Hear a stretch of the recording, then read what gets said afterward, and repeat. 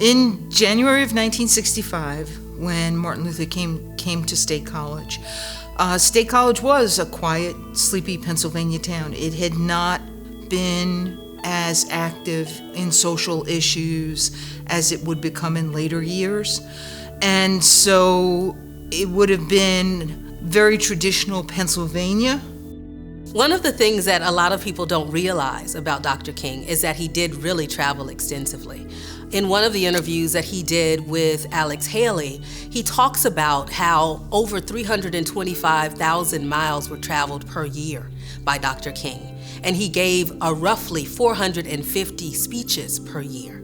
So the fact that Penn State was one of those many speeches that he decided to give throughout the year does say a lot, because we understand the geographical constraints of State College. Yes, he did speak in Philadelphia. Yes, he did speak in other areas of the state, but to make it here to State College meant that it was very intentional for him. And so there was a message that he wanted this State College and this Penn State community to hear about the future of integration.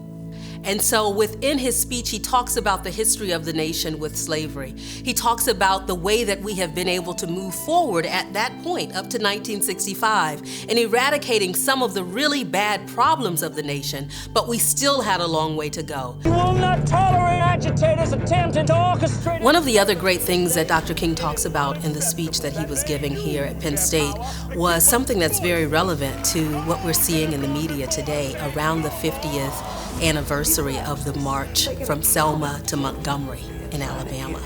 And he began telling the students and the faculty and the staff here in January of 1965 that he and his organization were there in Selma doing the work of organizing voter registration. That march would later take place in March of 1965. So 2 months prior, King was already talking with the students here at Penn State about what was to come.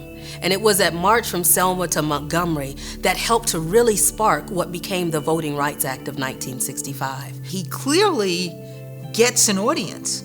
He clearly understands how to reach an audience, and he definitely got the audience at Rec Hall. If you can imagine 8,000 people in Rec Hall, and you could hear a pin drop. 8,000 people in Rec Hall, half of them by the end of his speech crying. You know, you couldn't imagine what that would be like in 2015, 50 years later. Who could come to Penn State and have that same effect?